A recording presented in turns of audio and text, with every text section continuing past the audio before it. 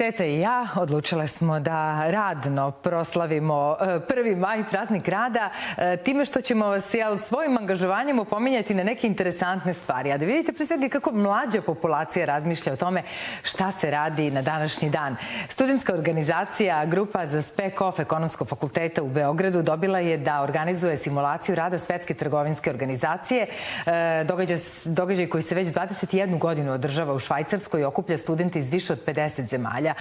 To je takmičenje koje će se održati od 11. do 14. maja. Tema simulacije ove godine je integracija malih i srednjih preduzeća u međunarodnu trgovinu.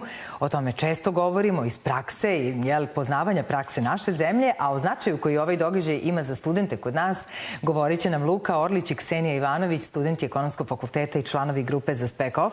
Dobro jutro. Dobro jutro. Hvala vam što ste tu. Šta studenti i o čemu razmišljaju na praznik rada, Ksenija?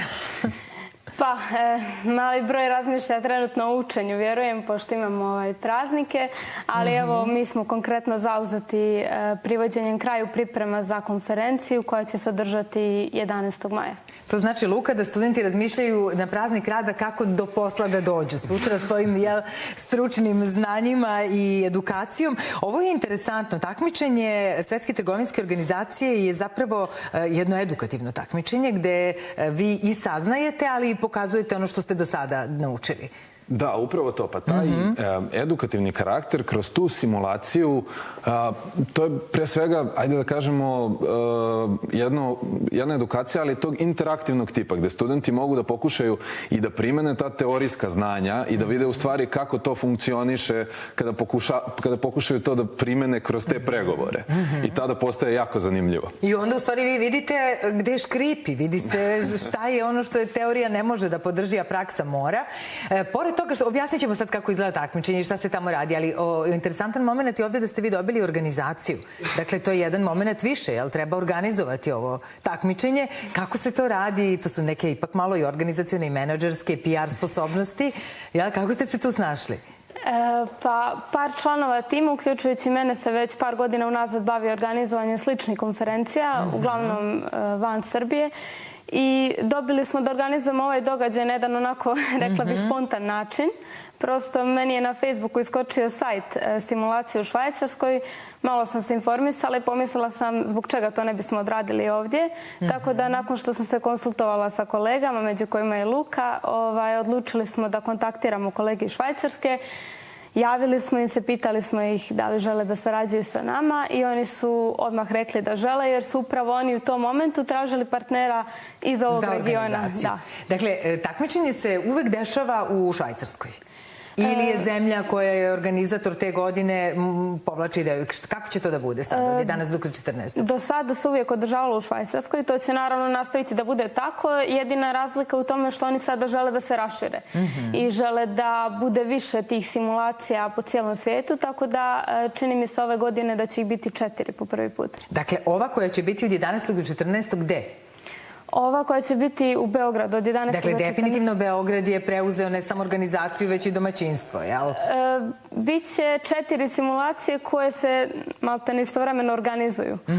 Tako da će od ove godine pa nadalje prosto neće biti samo u Švajcarskoj, već će svake godine biti po 4 ili 5 konferencija. Znači, mi smo prelomili. A zašto si ti konsultovala Luku? Luka je prošle godine bio učesnik takmičenja u Švajcarskoj.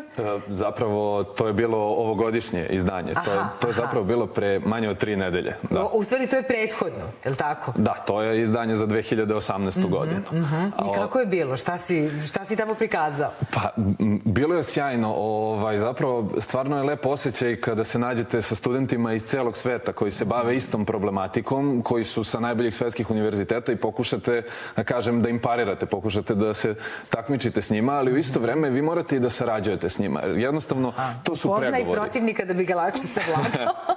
Pa da, ali jednostavno, to je ta priroda pregovora. Vi imate neki cilj koji želite da ispunite, ali naravno vi morate to dogovoriti. Tako da oni su vam na neki način i suparnici i partneri. Vi tražite neku win-win situaciju, da kažem, ali koja je malo možda više win za vas. A jel vas uče to na fakultetu? Jel se simulira negde kroz rad na nekom predmetu baš to?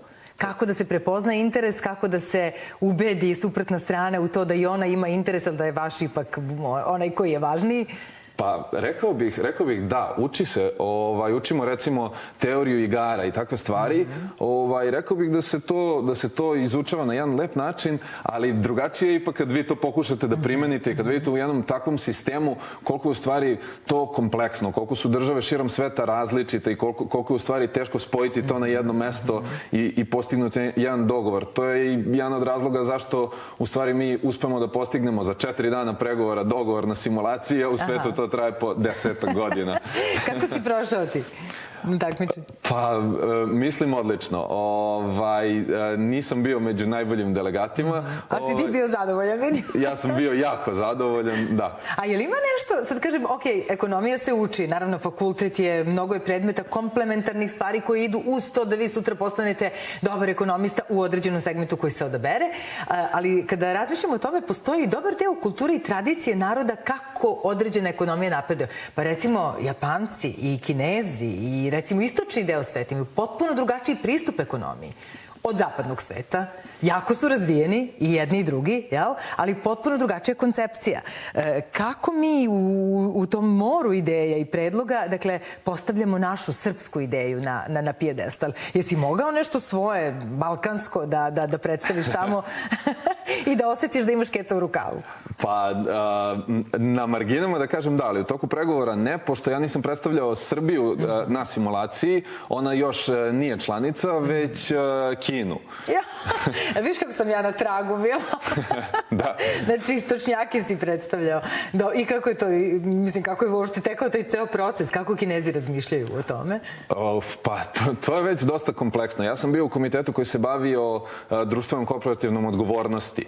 I jednostavno, da biste se pripremili za takvu simulaciju, morate jako dobro da istražite tu temu i tu zemlju. I ta priprema je zapravo bila jedan jako zanimljiv deo. Spoznati u stvari kakav je odnos Kine i Kineza prema tom problemu.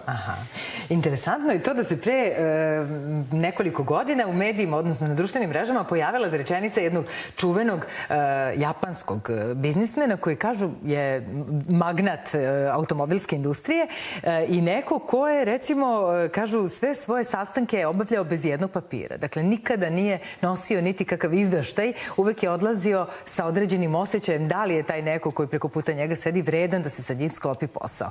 Dakle, ima i toga. U zapadnom svetu vam se to neće desiti. Obično je tona papira, fascikla, istraživanja, prethodi odluci.